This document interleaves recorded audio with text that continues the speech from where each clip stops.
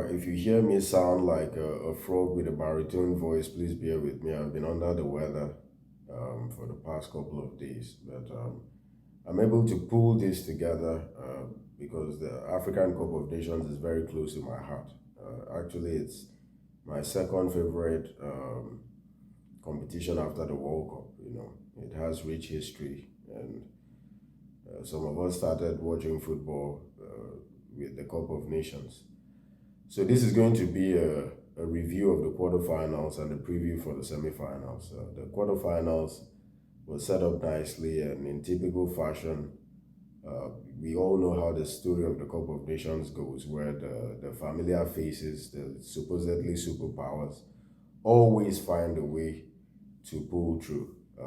And it was the same story for the quarterfinals, where Cameroon and the Gambia, of course, Carl Toko Ekambi, the mercurial winger for Cameroon, showed up with 2 goals, and Cameroon was able to beat the Gambia.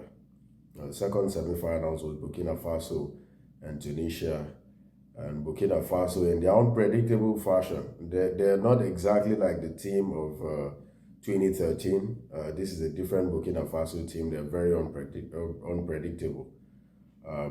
They showed up with a goal by Ouattara, and of course Ouattara himself bagged the red card to make things difficult, but the Burkinabes were able to hang on and pull through with a 1-goal win.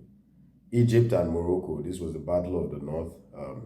The two teams who wanted it at all costs. The Moroccans started well, scored first, and of course Egypt, with their resilience, which Coach Queiroz is doing a really good job with this team. They believe in themselves, and they keep building, and they grow stronger and stronger within 90 minutes. Mohamed Salah scored the first goal and assisted the second, and the Pharaohs were able to come out 2-0 winners over the Atlas Lions of Morocco.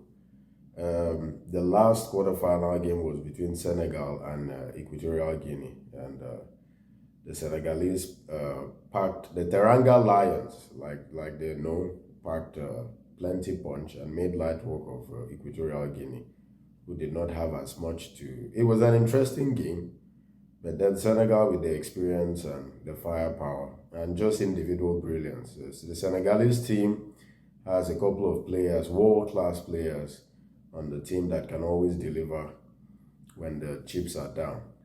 So that set up nicely for the semi-finals, where we now have a 50% chance of a past winner winning this tournament, and a 50% chance of a brand new winner. The first semi-final game is Burkina Faso against Senegal. Italians of Burkina Faso and the Teranga Lions. It's going to be an interesting one. The Burkina Faso team is very unpredictable. You don't know what they can bring, but they're extremely resilient.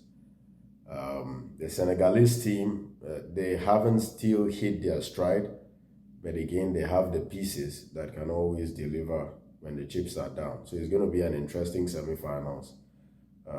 Definitely going to be entertaining. So that's for Wednesday. I think that's going to be Wednesday the 2nd at 19 hours GMT. So set your alarm and mark your calendar. The February the 3rd, 19 hours GMT, has Cameroon, the host, who are right now the strongest team in the tournament, playing Egypt. These are the two most successful teams in the history of the African Cup of Nations. Egypt with 7 wins. Egypt started winning this trophy in 1957. And Cameroon with its last victory in 2017. It's going to be an incredible game. I think this is the game for the semis.